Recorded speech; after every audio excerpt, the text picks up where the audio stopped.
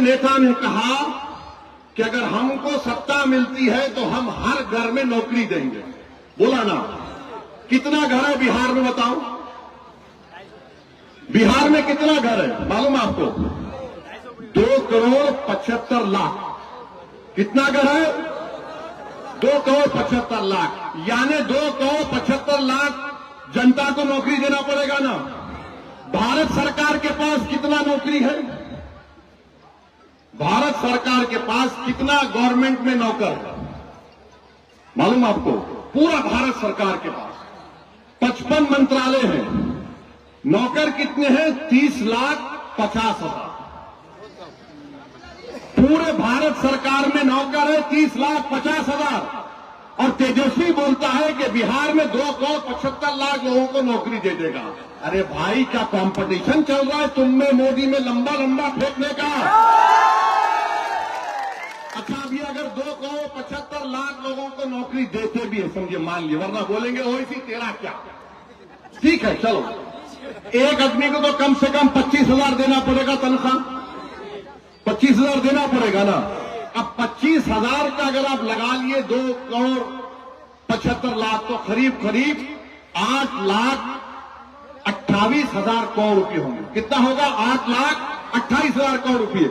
और बिहार का कुल बजट कितना है? 2 लाख करोड़। 2 लाख करोड़। तो मालूम हुआ कि ये बोल रहे हैं कि मोदी फेंक सकते तो मैं उनसे आगे फेंकूंगा। याद रखो तेजस्वी, सीमांचल की जनता बड़ी बाशऊर है, इतनी भोली भाली नहीं है। ये गरीब जरूर है मगर झूठे को और सच्चे को पहचानने वाले हैं। आप बताइए बिहार का बजट 2 लाख करोड़। अगर 2,75,000 लोगों को नौकरी मिलेगी, 2,75,00,000, 2 करोड़, तो उसका बजट होगा 8,28,000 करोड़ रुपए। क्यों ऐसा बोलते मेरे भाई? और तुम हमारे विधायक को बोलते ये पढ़ा लिखा नहीं है। ये सबसे काबिल आदमी है, ये सबसे ईमानदार आदमी है। ये जिस पार्टी में रहा उसका वफादार बनकर रहा। और हमने इनका नाम कब ऐलान किया? चुनाव से पहले नहीं, 4 महीने पहले अप्रैल में आकर किया था बहादुरगंज में कि तौसीफ आलम मजलिस का उम्मीदवार होगा। मेरे अजीज दोस्तों और बुजुर्गों, तो ये जो कंपटीशन हो रहा है लोगों को बेवकूफ बनाने का, इसमें आप मत पड़िए।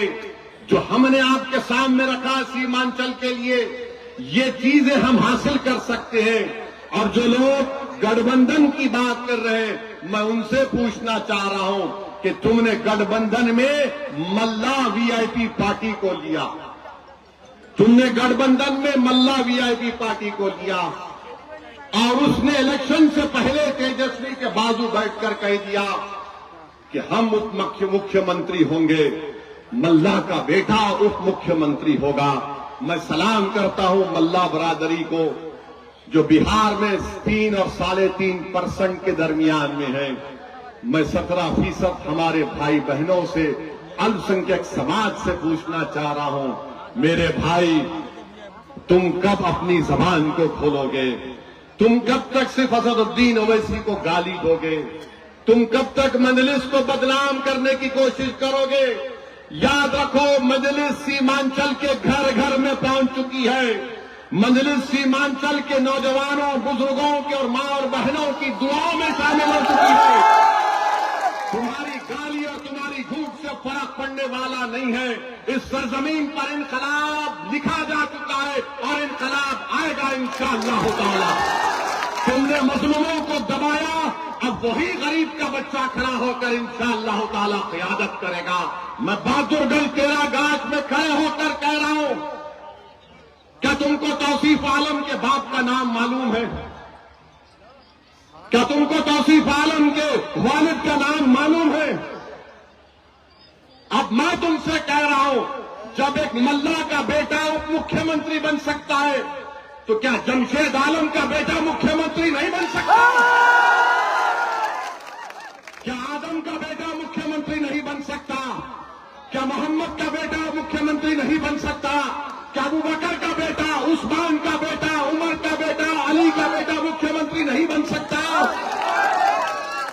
मौलाना का बेटा मुख्यमंत्री नहीं बन सकता है, मगर शर्त यह है कि आपको इत्तेहाद को मजबूत करना पड़ेगा। अगर आप ये डर डर कर सोचते रहेंगे अरे कैसा अगर होगा मेरे भाई, हम आपके ख्वाबों को पूरा करेंगे इंशाअल्लाह ताला। अल्लाह हमारे साथ देगा और अल्लाह हमको कामयाब और कामरान करेगा। लोग ये बोलते हो वैसे ही तुम यहां क्यों आए?